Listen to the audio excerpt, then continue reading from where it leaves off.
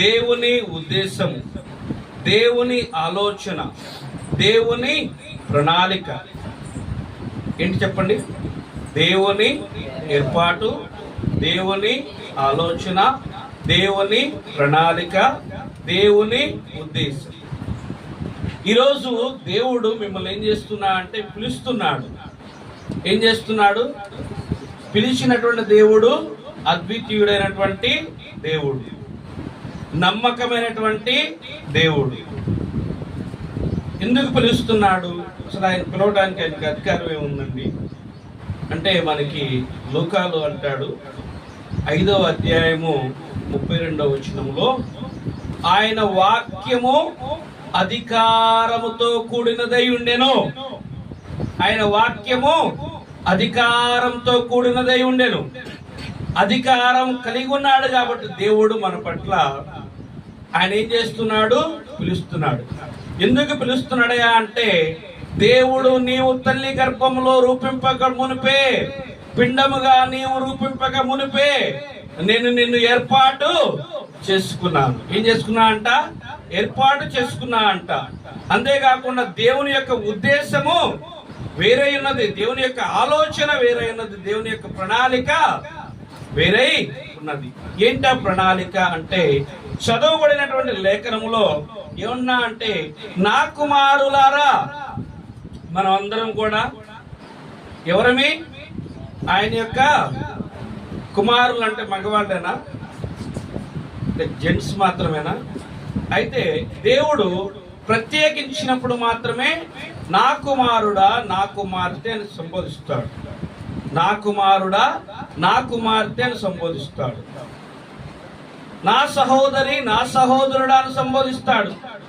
General గా ఆయన అందరినీ ఉద్దేశించినప్పుడు ఏమని సంబోధిస్తాయా అంటే, నా కుమారులారా, నా పిల్లలారా, నా విశ్వాసులారా అని సంబోధిస్తాడు. అలాగా దేవుడు మిమ్మల్ని ఏమని సంబోధిస్తున్నా అంటే, నా కుమారులారా, తనకు పరిచారకులై ఉండి. ఈరోజు దేవుని ఏర్పాటు ఏంటి అంటే, దేవుడు మిమ్మల్ని ఇష్టపడుతున్నాడు. దేనికోసం ఇష్టపడుతున్నా అంటే, పరిచారకుడిగా ఉండటానికి. దేనికోసం ఇష్టపడుతున్నాడు? పరిచారకుడిగా ఉండడానికి. ఇక్కడ చూస్తే నిజంగా అన్నకి ప్రత్యేకమైన వందనాలు చెప్పారు.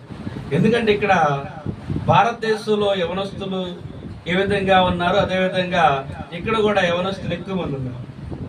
చైనాలో ఇదివరకు జనాభా ఎక్కువ ఉన్నప్పటికీ కూడా వారి జనాభా వృద్ధాప్యంలో ఉన్నారు.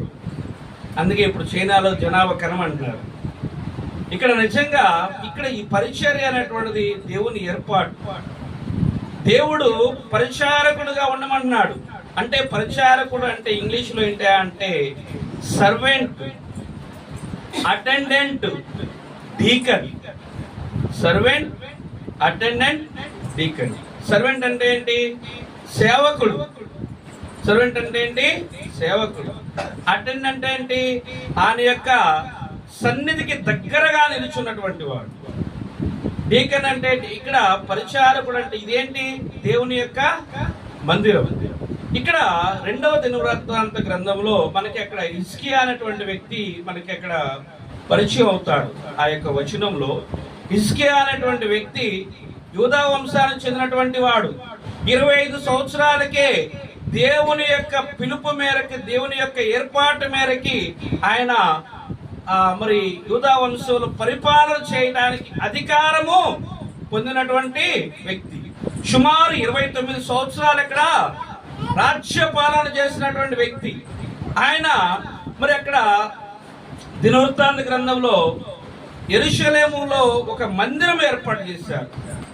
ఒక మందిరం ఏర్పాటు చేసినప్పుడు అక్కడ ఇశ్రాయేలులో కొంతమంది ఏం చేశారంటే, సొంత ఆలోచన చొప్పున వాళ్ళు విగ్రహారాధన చేస్తూ ఉన్నారు, బలి అర్పణలు చేస్తూ ఉన్నారు. ఆ సమయంలో మరి దేవుడు యొక్క మాటలు అక్కడ మరి హిజ్కియా ద్వారా పలికించడం జరిగింది. దినవృత్తాంత గ్రంథంలో అనేటువంటిది రాసింది మరి చాలా మంది దైవ సేవకులు ఏం చెప్తారంటే, ఎజ్రా గారు రాస్తారంటారు. ఎవరు రాస్తారండి? ఎజ్రా గారు రాస్తారు. మామూలుగా హిబ్రూ బైబిల్లో ఇక్కడ మనకి తెలుగు తర్జుమా చేసినప్పుడు బైబిల్ని సుమారు 70 మంది తర్జుమా చేశారు. ఎంతమంది? 70 మంది కలిపి తర్జుమా చేశారు, అనువాదం చేశారు. మరి ఆ తర్జుమా చేసినటువంటి సమయంలో హిబ్రూలో అయితే రాజులు 1-2 ఉండదు, ఒకటే ఉంటది. సమూయేలు 1-2 ఉండదు, ఒకటే ఉంటది. అలాగే దినవృత్తాంతంలో కూడా 1-2 ఉండదు, ఒకటే ఉంటది. అయితే తర్జుమా చేసినప్పుడు మాత్రమే మనకి అనుకూలంగా మరి దైవ సేవకులు మరి ఆ విధంగా మనకి చదువుకోవడానికి, మన పరిచయలు ఎదగడానికి, వాక్యాన్ని బాగా అర్థం చేసుకోవడానికి విధంగా మరి విభాగాలుగా చేసినట్టుగా చాలా మంది దైవ సేవకులు చెప్పడం జరిగింది. ఇవి నా మాటలు కాదు. సరే, ఇక్కడ మనకి హిజ్కియా అక్కడ యెరూషలేము మందిరంలో, యెరూషలేములో కట్టబడినటువంటి మందిరంలో వాళ్ళందరూ కూడా క్రమం లేకుండా ఉన్నారు. యవనస్తులుగా ఉన్నప్పుడు కూడా క్రమం లేకుండా ఉన్నారు.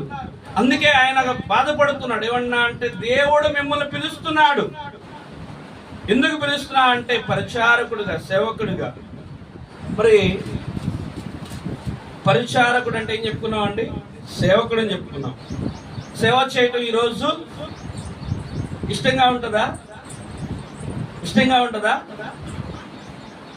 చాలా మందికి కొంచెం బాధగా ఉంటుంది. అయ్యగారు ఏదన్నా పని చెప్పినప్పుడు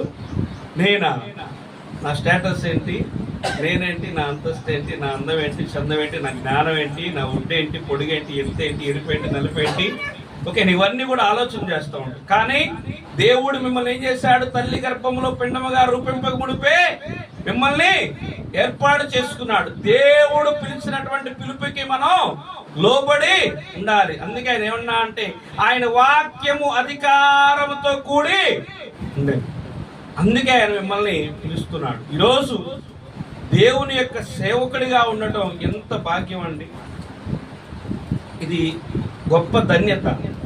విశ్వసించినటువంటి వారు హల్లెలూయా చెప్పండి.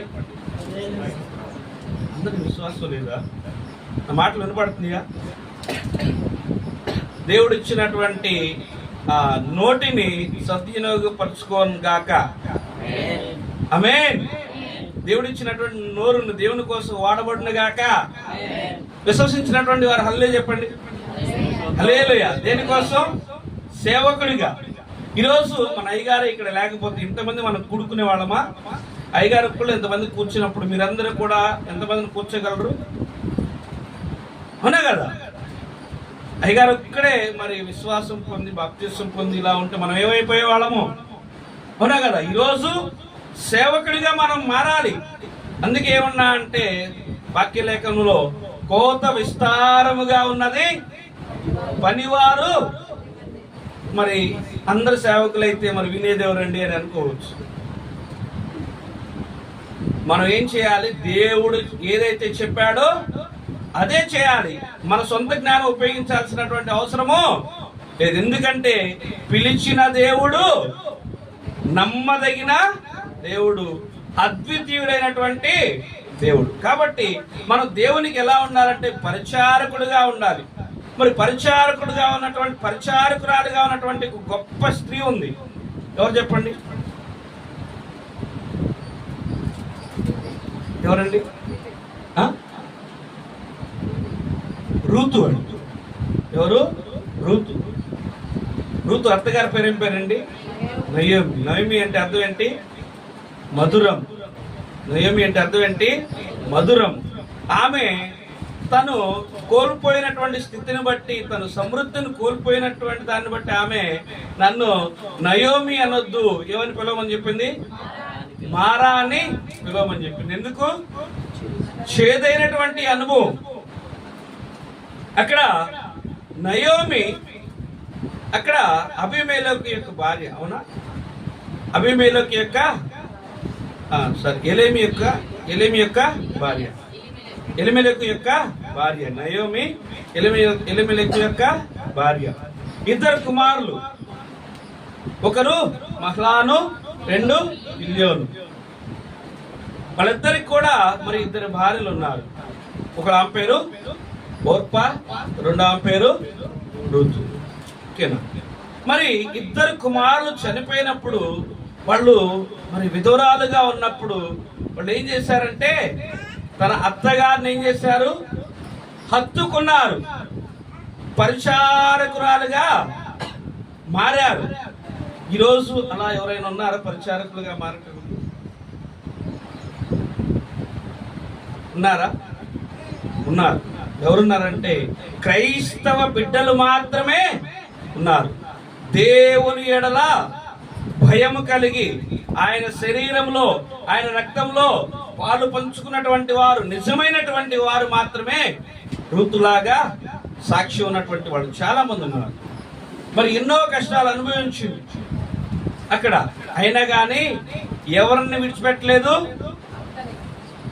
అందుకే రూతుని గొప్ప సేవకురాలిగా మనం చెప్తూ ఉంటారు. బైబిల్ లేఖనంలో రూతుని గొప్ప సేవకురాలుగా చెప్తారు. మనం ఇక్కడ సేవకురాలు అంటే ఇక్కడ మనకు సేవకుడు, సేవకురాలు. నేను ఇక్కడ రూతు గురించి ఎందుకు ప్రస్తావించారంటే, కుటుంబంలో కుటుంబాన్ని పోషించేటువంటిది తండ్రి అయితే, కుటుంబాన్ని పోషించేటువంటిది యజమానుడు అయితే, కుటుంబాన్ని కట్టుకునేది ఎవరు? స్త్రీ. జ్ఞానవంతురాలు తన ఇల్లుని కట్టుకుంటుంది, మూర్ఖురాలు తన ఇంటిని. ఇక్కడ రూతులాగా మనం పరిచారకురాలిగా మనం ఉండాలి. రూతు నుంచి మనం చాలా నేర్చుకోవాలి. ఎన్నో కష్టాలు, యవ్వన వయస్సులో భర్త లేడు, సమృద్ధి లేదు, ఆదుకునే వాళ్ళు లేరు. చివరికి మళ్ళీ ఎక్కడికి వస్తారా అంటే మళ్ళీ నయోమి యొక్క ప్రదేశానికి, మళ్ళా వాళ్ళ సొంత ఊరికి వస్తారు. అమ్మా నేనైతే మరి అక్కడికి వెళ్తున్నాను, మరి నువ్వు నీ భర్త ఉన్నటువంటి స్థలంలోనే నువ్వు ఉండు, నీ వంశం దగ్గర నువ్వు ఉండు అన్నప్పుడు, లేదు నేను నిన్ను వెంబడిస్తానని చెప్పేసి ఆమెను ఏం చేసింది? హత్తుకొని పరిచారకురాలుగా, నమ్మకమైనటువంటి పరిచారకురాలుగా ఉంది. దేవుడు ఆమెను ఏం చేశాడు? బహుగా ఆశీర్వదించాడు. అంటే సేవకుడిగా ఉంటే దేవుడు ఏం చేస్తాడు? ఆశీర్వదిస్తాడు. ఏం చేస్తాడు? ఆశీర్వదిస్తాడు. సేవకుడిగా ఉంటే మనల్ని ఏం చేస్తాడు? ఆశీర్వదిస్తాడు. సేవకుడిగా ఉన్నటువంటి వాక్యాన్ని చెప్పడం కాదు, ఆయన పరిచర్యను, ఆయన సువార్తను ప్రకటించవచ్చు, ఆయన పరిచర్య చేయటం, ఆయన సువార్తను ప్రకటించటం. అంతేగాని సేవకుడు అంటే ఇక్కడ యాజకుడిగా ఉండాలని కాదు. దేవుడు తలాంతిస్తే అది ఎవరు ఆపేది కాదు. ఓకేనా? నెక్స్ట్, ఇప్పుడు దేవుడు మొట్టమొదట మిమ్మల్ని ఎందుకు ఏర్పాటు చేసుకున్నాడు చెప్పాలా? దేవుడు ఇచ్చినటువంటి నోరును కూడా వాడబడాలి. చెప్పాలి. నోరున్న వాళ్ళంతా చెప్పాలి. నోరు లేనటువంటి వాళ్ళంతా స్తోత్రం చెప్పండి. అందరికి నోరున్న వాళ్ళంతా స్తోత్రం చెప్పండి. హల్లెలూయా. తగదాడేటప్పుడు మామూలుగా ఆడరు కదండి. భర్త మీద గొడవాడేటప్పుడు మామూలుగా ఆడరు, తగదాడేటప్పుడు మామూలుగా ఆడరు. కానీ దేవుల్లో ఎంత బలంగా వాడబడితే అంత మనం శక్తిని పొందుకుంటాం. ఇప్పుడు మొట్టమొదటి దేవుడు మిమ్మల్ని ఎందుకు ఏర్పాటు చేసుకున్నాడంటే, ఒకటి పరిచారకుడుగా ఉండడానికి. అలాగే మరి సమూయేలు గురించి మనం కనుక ఒకసారి ఆలోచన కనుక చేస్తే, సమూయేలు ఎవరి కొడుకు అండి? హన్నా కొడుకు. ఎవరి కొడుకు? హన్నా కూడా ఎవరు? గొప్ప సేవకురాలు. హన్నా కూడా ఎవరు? గొప్ప సేవకురాలు. ఆయన యొక్క పెనిమిటి పేరు ఏం పేరు? ఎల్కానా. పెనిన్నా, హన్నా ఇద్దరు భార్యలు ఎల్కానా. పెనిన్నాకి కుమారులు ఉన్నారు, హన్నాకి పిల్లలు లేరు. ఓకేనా? అవి ఏం చేస్తుంది అంటే, నెక్స్ట్ మనం ఇంకోసారి చూద్దాము. ఓకేనా? తనకు పరిచారకులై ఉండడానికి ఈరోజు దేవుడు మిమ్మల్ని ఏర్పాటు చేసుకున్నాడు. ఆ తర్వాత ధూపము వేయుచుండుటకును. రెండోది ఏంటి? ధూపము వేయుచుండుటకు. ధూపం అంటే ఏంటి? ధూపము అంటే ప్రార్థన. ధూపం అంటే ఏంటి? ప్రార్థన. ధూపం అంటే ఏంటి? ప్రార్థన. మనం దేవుని మందిరంలోకి వచ్చి ఏం చేయాలి? ఇక్కడ ఎక్కడికి వెళ్తున్నారంటే, ఎక్కడికి వెళ్తున్నామని చెప్తారండి? దేవాలయానికి వెళ్తున్నాం అంటారా? ప్రార్థనకి వెళ్తున్నాం అంటారా? నిజం చెప్పండి. ప్రార్థనకి వెళ్తున్నప్పుడు మరి దైవ సేవకుడు యాజకుడు ప్రార్థన చేయండి అంటే ఎంతమంది ముందుకు వస్తారు? ఎంతమంది ముందుకు వస్తారు చెప్పండి? మనం దేనికి వస్తున్నాము? ప్రార్థన చేయటానికి. దేవుడు మిమ్మల్ని ఎందుకు ఏర్పాటు చేసుకున్నాడు? ప్రార్థన కొరకు, ప్రార్థన చేయడానికి ఏర్పాటు చేసుకున్నాడు. మందిరంలో ప్రవేశించిన తర్వాత ఏం చేయాలి? మనం ప్రార్థన చేయాలి. దేనికోసం ప్రార్థన చేయాలి? దేనికోసం ప్రార్థన చేయాలంటే దైవ సేవకుడి కోసం ప్రార్థన చేయాలి, యాజకుడి కోసం ప్రార్థన చేయాలి, యాజకుడి యొక్క కుటుంబం కోసం ప్రార్థన చేయాలి, యాజకుడి యొక్క పరిచర్య కోసం ప్రార్థన చేయాలి, మన మందిరంలో చుట్టుపక్కల ఉన్నటువంటి నూతన ఆత్మల కొరకు ప్రార్థన చేయాలి, సంఘంలో ఉన్నటువంటి విశ్వాసుల కొరకు ప్రార్థన చేయాలి, సంఘంలో రక్షణ అనుభవం లేని వారి కొరకు ప్రార్థన చేయాలి, మన ఈ మదర్ తెరెసా నగర్ గురించి ప్రార్థన చేయాలి, మన రాష్ట్రం గురించి, మన జిల్లా గురించి, మన దేశం గురించి, ప్రపంచం గురించి ఏం చేయాలి? ప్రార్థన చేయాలి. హిజ్కియా కూడా ఏం చేశాడంటే ప్రార్థనా పరుడు అనగానే మనకు ఎవరు గుర్తుకు రావాలి చెప్పండి? హిజ్కియా గుర్తుకు రావాలి. ఎవరు గుర్తుకు రావాలి? హిజ్కియా గుర్తుకు రావాలి. ఆల్రెడీ హిజ్కియా గురించి చెప్పాను నేను. హిజ్కియా యోధా వంశపు రాజు. 29 సంవత్సరాలు ఆయన పరిపాలన చేశాడు. 25 సంవత్సరాలకి దేవుడు ఆయన్ని ఆశీర్వదించాడు. ఒకసారి చదువుదాం. ఒకసారి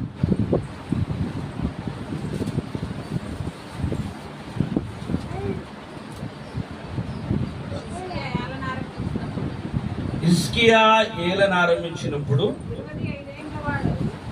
25 ఏండ్ల వాడై 29 సంవత్సరములు యెరూషలేమును ఏలెను. అమ్మా అక్కడ మీకు 17-18 వచనాలు ఒకసారి అక్కడికి వెళ్ళండి ఒకసారి. అమ్మా మొదటి నెల చెప్పండి. మొదటి దినమున వారు ప్రతిష్ఠ చేయని ఆరంభించి ఆ నెల 8వ దినమున యెహోవా మండపమునకు. చాలు ఒక్క నిమిషం. మొదటి రాజులు 20. హిజ్కియా మరి దేవుని యొక్క కృపను పొందుకున్నటువంటి వాడు, యథార్థతతో దేవుణ్ణి ఆరాధించినటువంటి వాడు, పరిపూర్ణ హృదయంతో దేవుణ్ణి సేవించినటువంటి వ్యక్తి. అటువంటి వ్యక్తికి మరి యెషయా ప్రవక్త వచ్చి ఏం చేశాడంటే హిజ్కియా నీవు మరణాన్ని పొందబోతా ఉన్నావు, నీ ఇల్లుని 1వ రాజులు 2వ రాజులు 20. ఆ దినములలో హిజ్కియాకు మరణకరమైనటువంటి దినములో రోగము కలుగగా ఆమోసు కుమారుడైనటువంటి ప్రవక్త అయిన యెషయా అతని వద్దకు వచ్చి నీవు మరణమవుచున్నావు, బ్రతుకవు గనుక. ఒక్క నిమిషం. హిజ్కియా ఎలాంటి వ్యక్తి అంటే హిజ్కియా అంటున్నాడు యెహోవా తోటి, యెహోవా యథార్థ హృదయుడునై సత్యంతో నీ సన్నిధిని నేనెట్లు నడుచుకుంటునో, నీ దృష్టికి అనుకూలముగా సమస్తం నేనెట్లు జరిగించుతునో కృపతో జ్ఞాపకం చేసుకుని మన హిజ్కియా కన్నీళ్లు విడుచుచు యెహోవాను ప్రార్థించాడు. హిజ్కియా ఏం చేశాడు? యెహోవాని ప్రార్థించాడు. ఎందుకు ప్రార్థించాడంటే అక్కడ మనకి ఆమోసు కుమారుడైనటువంటి ప్రవక్త అయినటువంటి యెషయా వచ్చి ఏం చేశాడు? హిజ్కియాకి ఏం చెప్పాడు? హిజ్కియా నీవు మరణం కాబోతా ఉన్నావు అని చెప్పినప్పుడు నీ ఇల్లు చక్కబెట్టుకో. దేవుడు మనకి ఆయుష్ ఇచ్చినప్పుడు మాత్రం, దేవుడు మనకి ఆయుష్ ఇచ్చినప్పుడు, ఈ లోకంలో ఎంతవరకు అయితే ఆయుష్ ఇస్తాడో అంతవరకు మనం ఏం చేయాలి? ప్రార్థన చేయాలి. ఏం చేయాలి? ప్రార్థన చేయాలి. ఎలాంటి ప్రార్థన చేయాలంటే హిజ్కియా లాగా ప్రార్థన చేయాలి. ఇక్కడ చూడండి ఒకసారి. వెంటనే హిజ్కియా ఏం చేశాడంటే తన యొక్క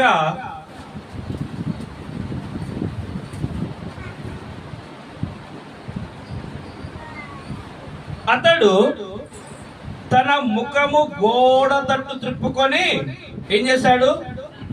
తన ముఖం ఎటువైపు తిప్పుకున్నాడు? గోడ తట్టు తిప్పుకొని ఏం చేశాడంటే హిజ్కియా ఏం చేశాడంటే కన్నీళ్లు విడుచుచు యెహోవాను ప్రార్థించాడు. యెహోవాను ఏం చేశాడు? ప్రార్థించాడు. యెహోవాను ఏం చేశాడు? ప్రార్థించాడు. కాబట్టి దేవుడు మిమ్మల్ని ఎందుకు ఏర్పాటు చేసుకున్నా అంటే ప్రార్థించుట కొరకు ఏర్పాటు చేసుకున్నాడు.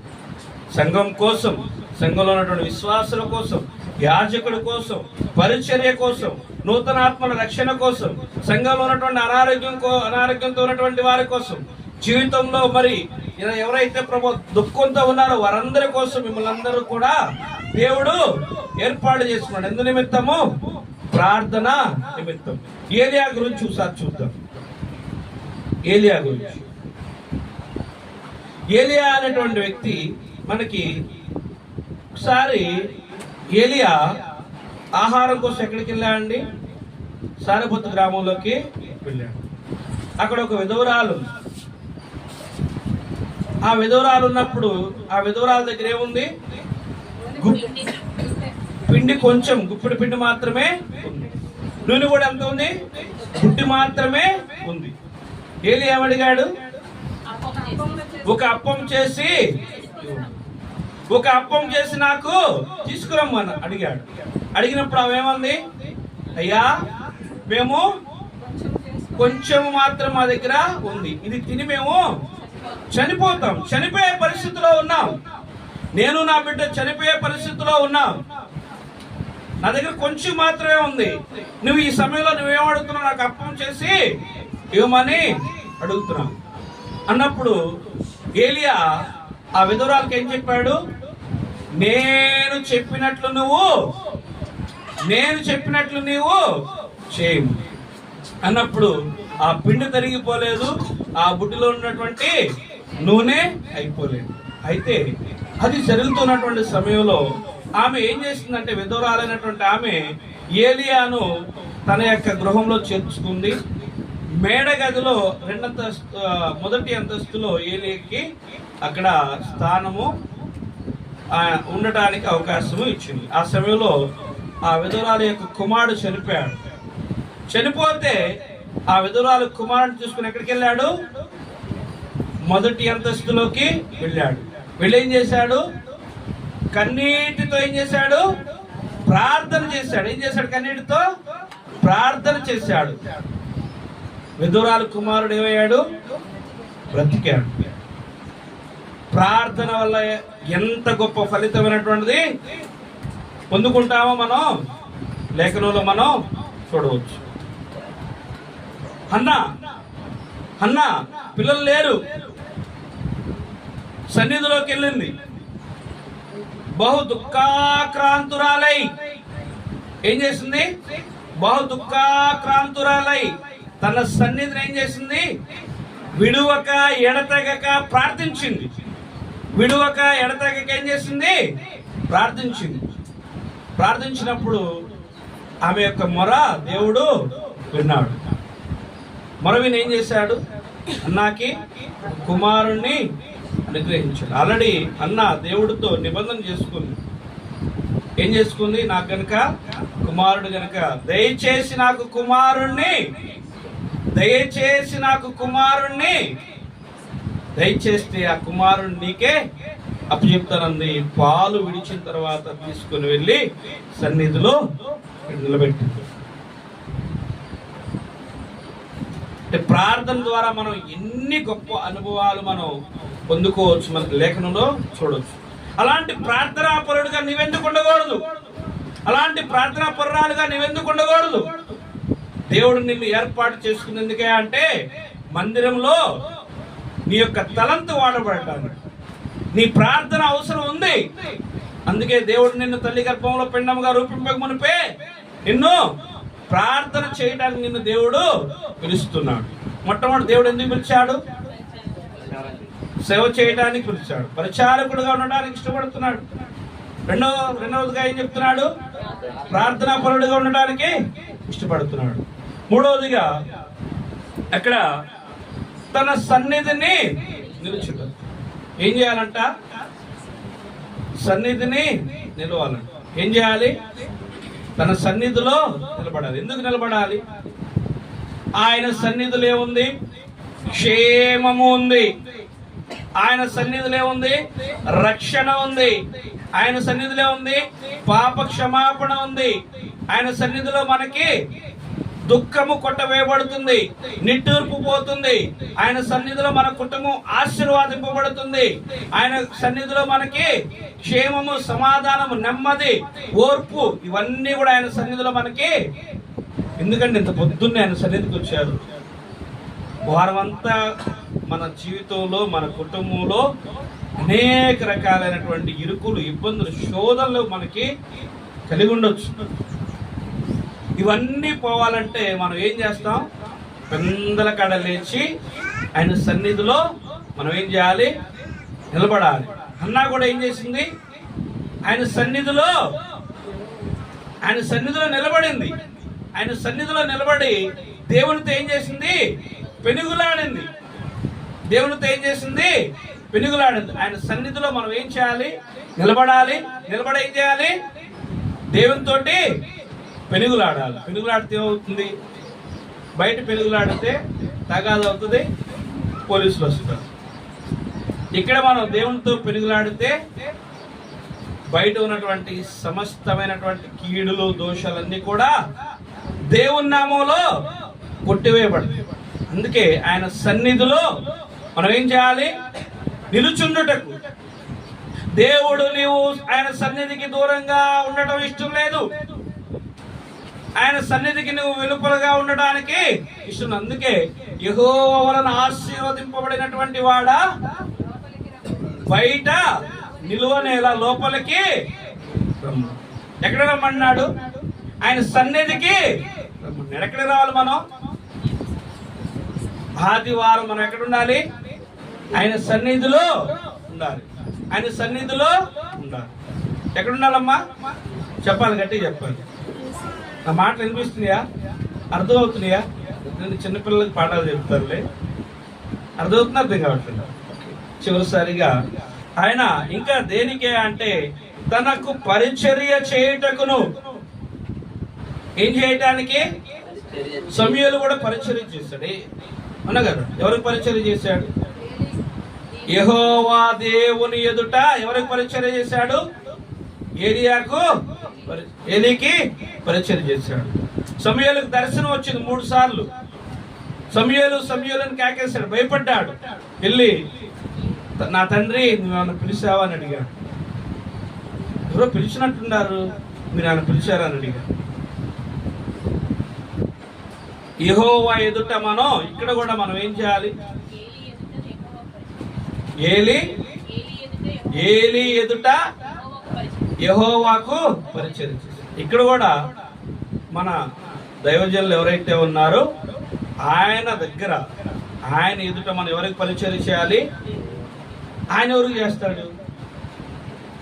ఆయన కూడా దేవుని ఎదుట దేవునికి పరిచర్య చేస్తాడు. ఇక్కడ కూడా మనం మన దైవ సేవకుడు ఎవరైతే ఉన్నారో ఆయన ఎదుట మనం ఆయనకి పరిచర్య చేయడానికి కాదు. మీరు ఒకవేళ అన్న ఏదన్నా పని చెప్తే అన్నకి ఎందుకు చేయాలి? నేనే ఎందుకు చేయాలి? నన్నే ఎందుకు పిలుస్తున్నాడు అనుకోకూడదు. అది గొప్ప ధన్యతగా మనం. అందుకే మనం అంతా కూడా ఎవరమే? దేవుని యొక్క సహోదరుల ఐక్యత కలిగి ఉండుట ఎంత మేలు, ఎంత మనోహరం. మనమంతా దేవుని పిల్లలై ఉన్నాము. ఆయన మనల్ని పిలుచుకున్నాడు. ఆయన తన స్వరక్తాన్ని ఇచ్చి మనల్ని రక్షించుకున్నాడు. ఆయన వెల ఇచ్చి మనల్ని ఏం చేశాడు? కొనుక్కున్నాడు. అందుకే ఆయన ఏం చేస్తున్నాడు? యెహోవా వలన ఆశీర్వదింపబడినటువంటి వాడా బయట నిలువనేలా లోపలికి రమ్ము. ఆయన అందుకే ఈరోజు ఏం చేస్తున్నా అంటే మీరు నా సన్నిధిలో నిలవాలి. అంతేకాకుండా నిలిచేం చేయాలి? పరిచర్య చేయాలి. ఏం చేయాలి? ఇక్కడ ఇంతమంది పరిచర్య. నిజంగా వీళ్ళని చూస్తే అప్పుడప్పుడు నాకు కూడా కొంచెం బాధేస్తూ ఉంటుంది. నాకు ఇప్పుడు ఆల్మోస్ట్ 42 సంవత్సరాలు. వీళ్ళని చూస్తే నాకంటే చాలా చిన్న వయసు చాలామంది ఉన్నారు. నిజంగా దేవుణ్ణి ఎరిగితే ఎంత ధన్యత అండి, ఉన్నా కదా. దేవుణ్ణి ఎరిగితే ఎంతో ధన్యత. మరి దేవుడు కూడా నా జీవితంలో మరి నాకు ఉన్నతమైనటువంటి స్థితినిచ్చాడు. మరి స్థితినిచ్చినప్పటికి కూడా దేవునికి నేనేమి కూడా చెల్లించలేకపోయాను. దేవుడు ఏం చేశా అంటే తిరుగు తిరుగు తిరుగు తిరుగు తిరుగు అని చెప్పని బాగా ఆయన యవ్వన వయసులో ఉన్నప్పుడు బాగా ఇష్టానుసారంగా మనం ఆ కోచింగ్ సెంటర్, ఈ కోచింగ్ సెంటర్, అది ఇది అని చెప్పని అనేక రకాల మరి పనులు చేశారు. చివరికి మళ్ళీ దేవుడు ఏం చేశా అంటే నేను నిన్ను పిలుచుకుంది, నేను నీకు ఘనతనిచ్చింది, నేను నీకు ఉద్యోగాన్ని ఇచ్చింది, నేను నిన్ను ఆశీర్వదించింది దేనికోసం తెలుసా? నువ్వు పని చేయాలి, నువ్వు నా పని చేయాలి. అందుకోసమే నేను నువ్వు నా పరిచారకుడుగా ఉండు. నా కోసం నూతన ఆత్మల కోసం, నశించిపోతున్నటువంటి అన్యుల కోసం ప్రార్థన చేయాలి.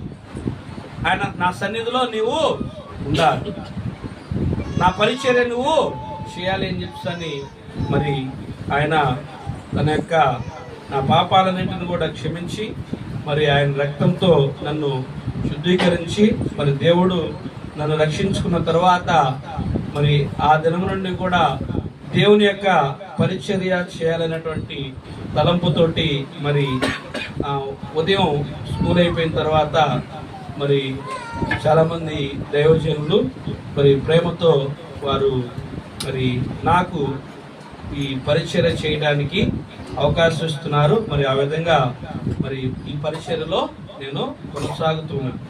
ఈరోజు నాకు ఇచ్చినటువంటి తలాంతు దేవుడు నీకు కూడా ఇచ్చాడు.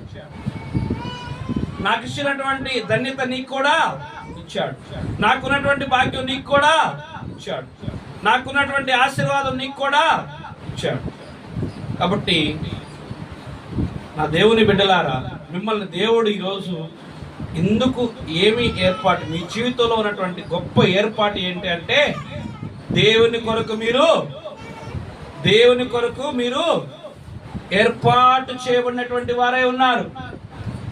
దేవుని కొరకు మీరు ఏర్పాటు చేయబడినటువంటి వారై ఉన్నారు.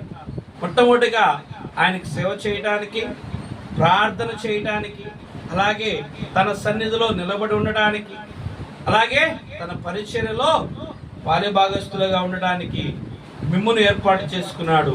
నన్ను కూడా ఏర్పాటు చేసుకున్నాడు.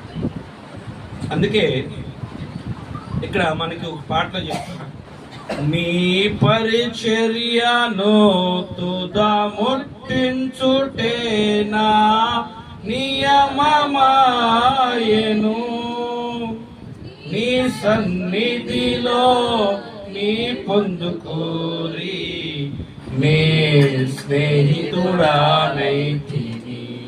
నీ పరిచర్యను తుదా ముట్టించుటేనా నియమమాయెను, నీ సన్నిధిలో నే పొందుకోరి నీ స్నేహితుడానైతిని. ఆహా నా ధన్యత, ఓ నా భాగ్యము, ఏమని వివరింతును, ఏమని వర్ణింతును. ఆహా నా ధన్యత, ఆహా నా భాగ్యము, ఏమని వివరింతును, ఏమని వర్ణింతును. నేనెందుకని నీ సొత్తుగా మారితిని, యేసయ్యా నీ రక్తము చే కడుగబడినందున.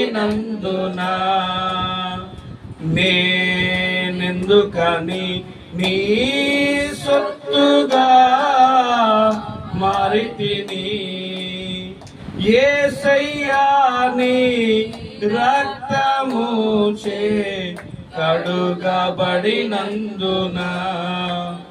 కాబట్టి దేవుడు ఈరోజు దేనికోసం ఏర్పాటు చేసుకున్నాడు? మిమ్మల్ని ఏర్పాటు చేసుకుని చెప్పాలి. నా మాటలు ముగిస్తాను. ఒకటి, సేవ చేయటానికి. రెండు, ప్రార్థన చేయటానికి ఆయన సన్నిధిలో. ఆ తర్వాత చివరిసారిగా వీటన్నిటి పట్ల ఎలా ఉండాలి? శ్రద్ధ కలిగి ఉండాలి. ఏం కలిగి ఉండాలి? మరి దేవుని బిడ్డలైనటువంటి మనం శ్రద్ధ కలిగి ఉన్నాము. ఒకసారి మనల్ని మనం పరిశీలన చేసుకోవాలి. మనం పరిశీలన చేసుకోవాలి. అన్నా, మీరు 7:30కి అన్నారు, 7:30కి వచ్చాను లేదా అంటే ఏం కలిగి ఉన్నట్టు? శ్రద్ధ కలిగి ఉన్నట్టు. నీ పనిలో నువ్వు శ్రద్ధ కలిగి ఉన్నావు, నీ ఉద్యోగంలో నువ్వు శ్రద్ధ కలిగి ఉన్నావు, నీ పిల్లల పట్ల నువ్వు శ్రద్ధ కలిగి ఉన్నావు, నీ కుటుంబంలో నువ్వు శ్రద్ధ కలిగి ఉన్నావు, నీ భర్త పట్ల నువ్వు శ్రద్ధ కలిగి ఉన్నావు. కానీ దేవుని పనిలో కూడా శ్రద్ధ కలిగి ఉండాలి. చివరిగా లాస్ట్ నా మాటలు ముగిస్తాను. సామెతల గ్రంథం 10వ అధ్యాయము 4వ వచనం.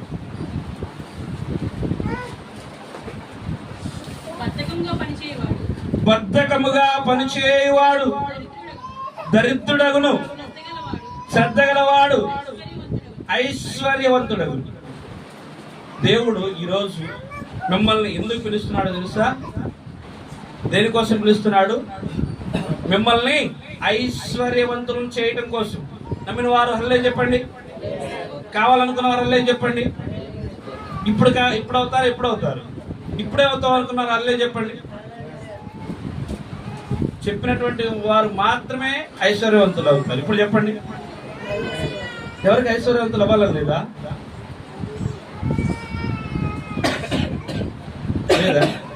కాబట్టి ఏం చేయాలన్నాడు? బద్ధకముగా పనిచేయవాడు దరిద్రుడు అవుతాడు, శ్రద్ధగా పనిచేయవాడు. కాబట్టి ఈ 4గిట్లో మనం ఏం కలిగి ఉండాలంటే శ్రద్ధ కలిగి ఉండాలి. ఏం కలిగి ఉండకూడదు? అశ్రద్ధ కలిగి ఉండకూడదు. శ్రద్ధ కలిగి ఉండాలి. ఏం కలిగి ఉండాలి? శ్రద్ధ కలిగి ఉండాలి. కాబట్టి దేవుడు తన మాటల్ని మరి దీవించి ఆస్వాదించును గాక.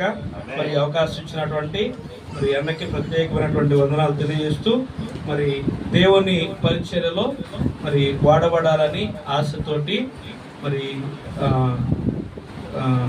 పరిచర్య